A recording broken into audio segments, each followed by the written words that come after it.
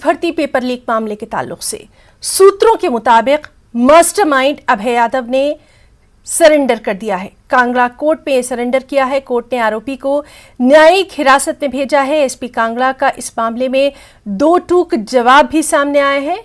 उन्हें कुछ भी कहने का अधिकार नहीं, सिर्फ एसआईटी प्रवक्ता ही जानकारी साझा कर सकते हैं। डीआईजी स्तर के अधिकारी साझा कर सकते हैं जानकारी।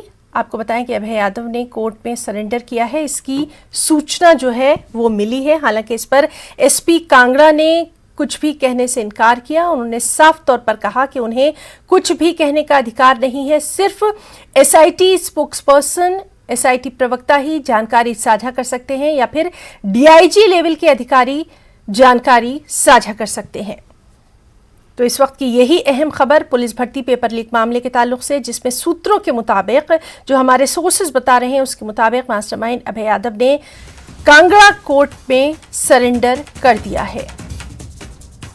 सबसे पहले तो सीबीआई जो है एक अपनी तरफ से एफआईआर दर्ज करेगी इसमें, और उसके बाद जो जिस भी कोर्ट में ये चालान पुट किया गया है उनको जाके सीबीआई बताएगी कि हमें भी इन्होंने इन्वेस्टिगेशन के लिए स्टेट गवर्नमेंट ने लिखा है और हमें परमिशन मिल गई है, हम और एंगल से इसको देख सकते हैं। लेकिन जो पुराना चालान है वो रहेगा, क्योंकि ये एक और एंगल जो होगा उसके ऊपर जांच करेंगे, फर्दर करेंगे, और मुझे लगता है कि ये लीकेज पर चेक करेंगे कि लीक कहाँ से हुआ, इसका सोर्स कहाँ था, उस सोर्स को पकड़ेंगे और उसके ऊपर ये जांच करेंगे और उन दोनों को कंबाइन कर देंगे।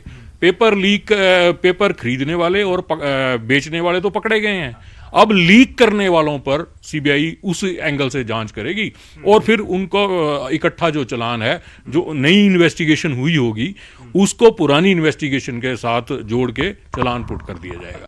पुलिस पेपर भर्ती लीक मामले में ये जो जानकारी निकल कर आई है कि सीबीआई ने जो है रिकॉर्ड मांगा है, लेकिन जो पुख्ता जानकारी ये निकल कर आ रही है कि ये रिकॉर्ड जो है सीबीआई ये चाहती है कि वो इस मामले की जो है समीक्षा करे, वो हर पहलू को देखे। लेकिन इसमें तकनीकी पहलू ये है कि जो पूरा रिकॉर्ड है वो तो अदालत में चला गया है।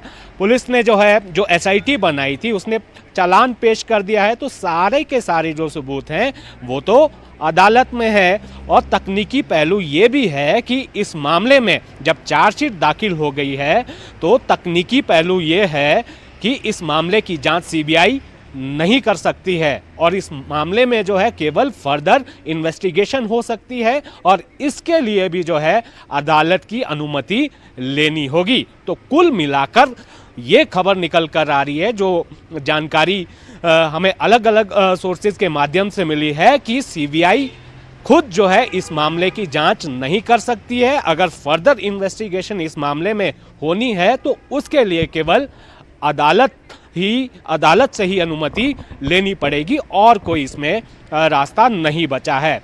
और राज्य सरकार को एक चिट्ठी मिली है, जो जानकारी निकल कर आ रही है कि केवल जो है इस मामले से जुड़ी पूरी जानकारी सीबीआई ने मांगी थी।